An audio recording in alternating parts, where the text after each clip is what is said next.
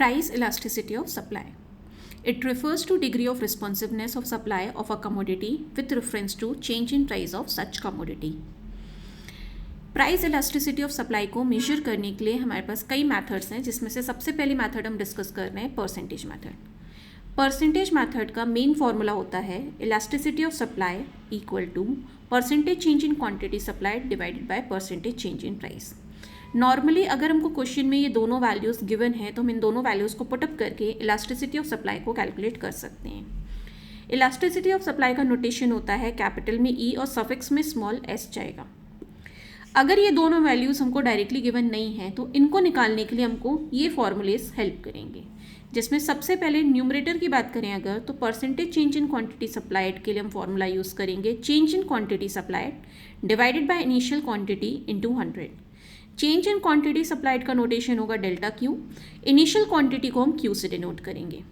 Initial quantity को old quantity भी बोला जा सकता है. चेंज इन क्वांटिटी सप्लाइड निकालने के लिए हम फॉर्मूला यूज़ करेंगे new quantity minus initial quantity. New quantity को डिनोट किया जाएगा Q1 से. सिमिलरली डिनोमिनेटर में परसेंटेज चेंज इन प्राइस को कैलकुलेट करने के लिए फॉर्मूला हम यूज़ करेंगे change in price upon initial price into 100. Change in price को हम डिनोट करेंगे डेल्टा पी से. इनिशियल प्राइस को डिनोट किया जाएगा पी से. इनिशियल प्राइस को ओल्ड प्राइस भी बोल सकते हैं. सिमिलरली जब हमको चेंज इन प्राइस निकालना होगा तो हम फॉर्मूला यूज़ करेंगे new price minus initial price. New price का नोटेशन होगा P1.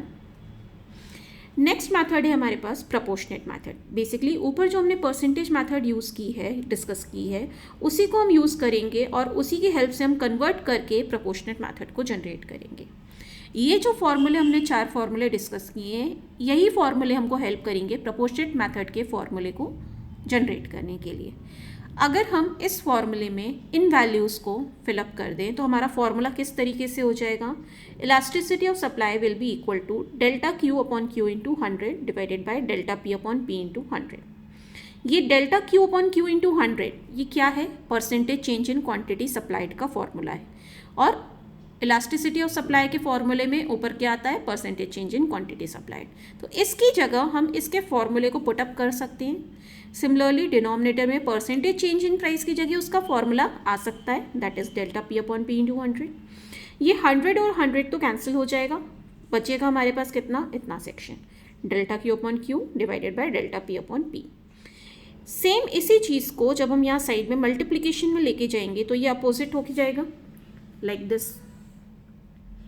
तो प्रोपोर्शनेट मेथड का हमारे पास फॉर्मूला क्या आ जाएगा, elasticity of supply will be equal to delta q upon delta p into p upon q. Delta q का मतलब होगा change in quantity supplied, delta p का मतलब होगा चेंज इन प्राइस. पी क्या है हमारी इनिशियल प्राइस या ओल्ड प्राइस और क्यू क्या है इनिशियल क्वांटिटी या ओल्ड क्वांटिटी. दोनों में से कोई भी फॉर्मूला हम यूज़ कर सकते हैं, लेकिन अगर एग्जाम में क्वेश्चन में स्पेसिफाई किया हुआ है कि आपको कौन सी मेथड यूज़ करनी है तब आपके ऊपर बाउंडेशन हो जाएगा.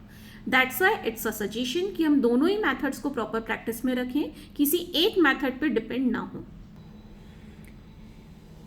इलास्टिसिटी ऑफ सप्लाई से रिलेटेड कुछ 2 इंपॉर्टेंट पॉइंट्स हैं, जिसमें सबसे पहली चीज़ ये एक यूनिट फ्री मेजर है, मतलब कोई भी यूनिट इसके साथ मेजरिंग यूनिट नहीं जुड़ी हुई है. And the next is price elasticity of supply is positive. ES की वैल्यू हमेशा कैसी आएगी, पॉजिटिव आएगी. ऐसा क्यों होता है, because law of supply price और सप्लाई के बीच के डायरेक्ट रिलेशनशिप को रिप्रेजेंट करता है. प्राइस और सप्लाई एक दूसरे से कैसे रिलेटेड होते हैं, डायरेक्टली रिलेटेड. अगर प्राइस बढ़ेगी तो सप्लाई भी बढ़ेगी, अगर प्राइस गिरेगी तो सप्लाई भी गिरेगी. मतलब या तो न्यूमरेटर और डिनोमिनेटर दोनों ही पॉजिटिव होंगे या दोनों ही निगेटिव होंगे. अगर दोनों निगेटिव होंगे तो भी माइनस का साइन दोनों जगह से कैंसिल हो जाएगा और आंसर हमारे पास फिर भी पॉजिटिव ही आएगा.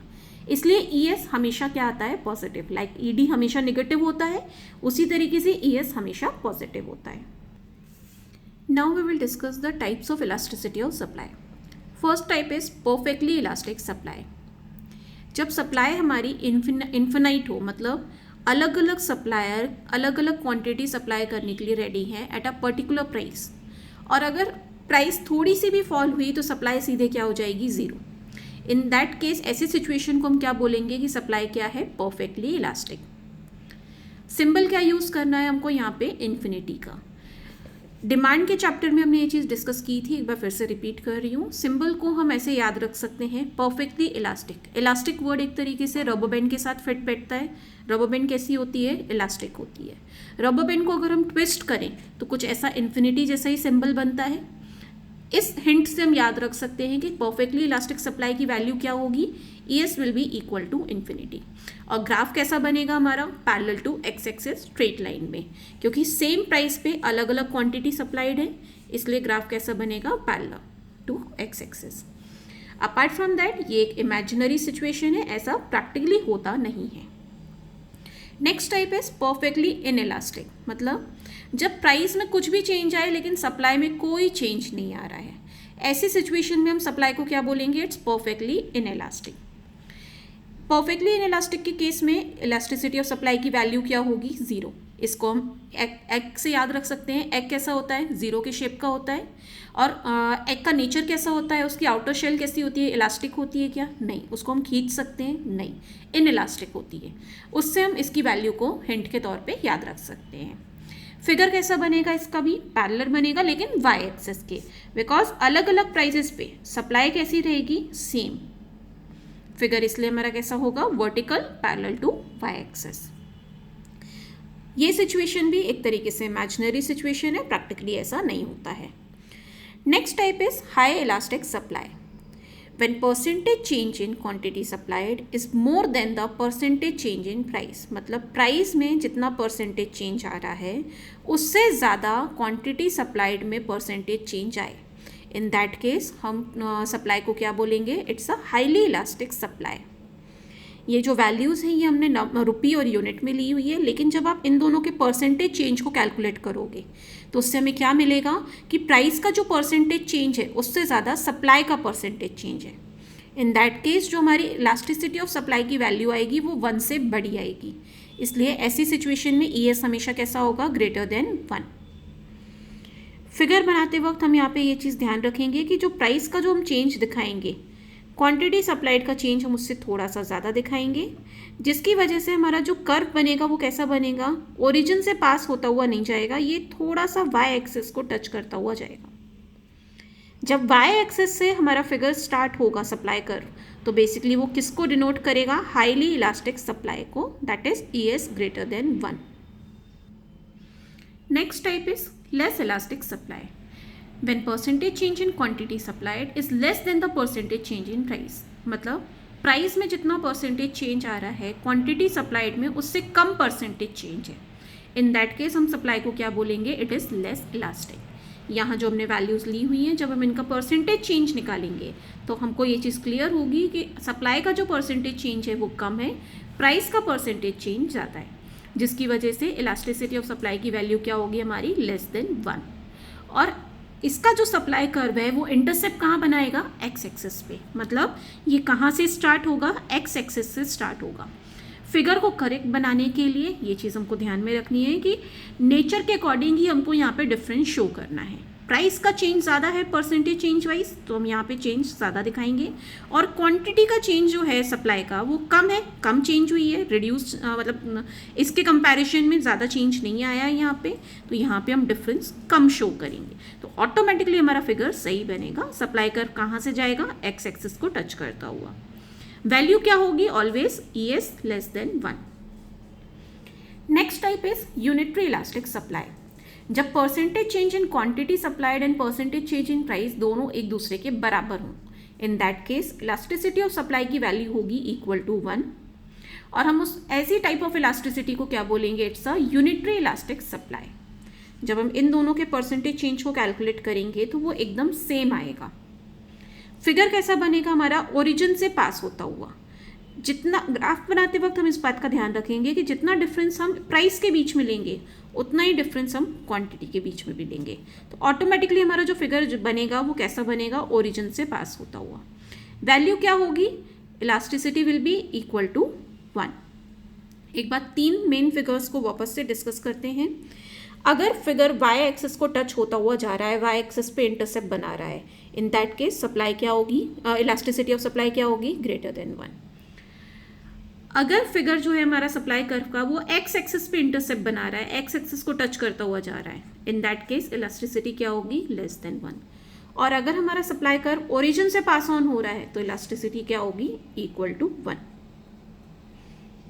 इंपॉर्टेंट ऑब्जर्वेशन में यही पॉइंट डिस्कस किया हुआ है। सबसे पहला, all the supply curve which pass through the origin are unitary elastic, मतलब सप्लाई कर्व अगर ओरिजिन से पास हो रहा है तो वो कितने भी एंगल पे बने, इट डजेंट मैटर, अगर वो ओरिजिन से पास हो रहा है तो हमेशा वो क्या रिप्रेजेंट करेगा, unitary elastic supply. In the next important point is flatter the curve more is the elasticity, मतलब कर्व जितना फ्लैटर बनेगा उतना ज़्यादा वो क्या रिप्रेजेंट करेगा, हाईली इलास्टिक। लाइक जैसे हमारा ये जो एस एस सप्लाई कर्व है ये फ्लैटर है कंपेयर टू S1 ये कैसा है, स्टीपर। अगर इसको हम थोड़ा सा एक्सटेंड करें तो एक्सटेंड करने में हमको ये जो एस कर्व का इंटरसेक्शन है वो कहाँ मिलेगा, वाई एक्सिस पे, और S1 का जो इंटरसेप्ट आएगा वो कहाँ पे आएगा, एक्स एक्सिस पे। अभी हमने डिस्कस किया था कि जब कर्व वाई एक्सिस को टच करता हुआ जाता है तो इन दैट केस वो क्या रिप्रेजेंट करता है, हाई इलास्टिक को, और जब एक्स एक्सिस को टच करता हुआ जाता है तो वो क्या रिप्रेजेंट करता है, लेस इलास्टिक। देयरफॉर ये जो एस वाला कर्व है, जो फ्लैटर कर्व है, ये क्या रिप्रेजेंट करेगा, हाईली इलास्टिक, और ये वाला जो कर्व है हमारा ये किसको रिप्रेजेंट करेगा, लेस इलास्टिक को। इसलिए हम क्या बोल रहे हैं, flatter the curve more is the elasticity, curve जितना फ्लैटर बनेगा उतना ज़्यादा वो क्या रिप्रेजेंट करेगा, इलास्टिसिटी को उतना ज़्यादा रिप्रेजेंट करेगा। On the basis of time period अगर हम सप्लाई को स्टडी करें, सबसे पहले अगर market period very short period में है, मतलब बहुत ही कम टाइम के लिए प्राइस में कोई भी चेंज आ रहा है या किसी अदर फैक्टर में कोई चेंज आ रहा है, इन दैट केस जो सप्लायर है वो सप्लाई में कोई भी खास चेंज नहीं ला पाएगा, सेम प्राइस पे वो अपनी सप्लाई को उतना ही मेंटेन करके रखेगा। इन दैट केस सप्लाई क्या होगी हमारी, परफेक्टली इनइलास्टिक। फिगर कैसा बनेगा, पैरेलल टू वाई एक्सिस, और वैल्यू क्या हो जाएगी इलास्टिसिटी ऑफ सप्लाई की, 0।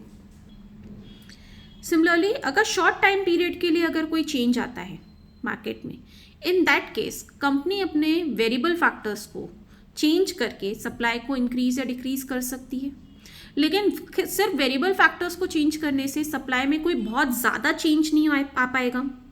लाइक से फॉर एग्जाम्पल अचानक से हमारे प्रोडक्ट की डिमांड में चेंज आया और डिमांड इंक्रीज हो गई है, डिमांड इंक्रीज हुई है लेकिन ये बहुत शॉर्ट टाइम पीरियड के लिए इंक्रीज हुई है, कोई अचानक से ऐसी क्लाइमेटिक सिचुएशन जनरेट हो गई है या कुछ ऐसा चेंज आया है कंज्यूमर्स के बिहेवियर में जिसकी वजह से बहुत शॉर्ट टाइम पीरियड के लिए कंज्यूमर ने अपनी डिमांड को चेंज किया है। इन दैट केस सप्लाई जो रहेगी उसके लिए लेस रिस्पॉन्सिव रहेगी। आप सप्लाई को बदल तो पाओगे लेकिन वेरिएबल फैक्टर्स को चेंज करके बहुत ज़्यादा हम सप्लाई को चेंज नहीं कर पाएंगे। इन दैट केस सप्लाई कैसी होगी हमारी, लेस इलास्टिक, ES की वैल्यू कैसी होगी, लेस देन 1, और फिगर कहाँ से बनेगा हमारा, एक्स एक्सिस को टच करता हुआ। सिमिलरली अगर लॉन्ग टाइम पीरियड के लिए अगर हमारी डिमांड में चेंज आता है, एक लंबे टाइम के लिए कोई फैक्टर हमारा बदल रहा है जिसकी वजह से हमारी सप्लाई पे असर पड़ना है, जब लॉन्ग टाइम पीरियड के लिए चेंज है तो हमें भी टाइम मिल जाता है एज अ सप्लायर कि हम अपनी सप्लाई को उस हिसाब से चेंज कर पाएँ।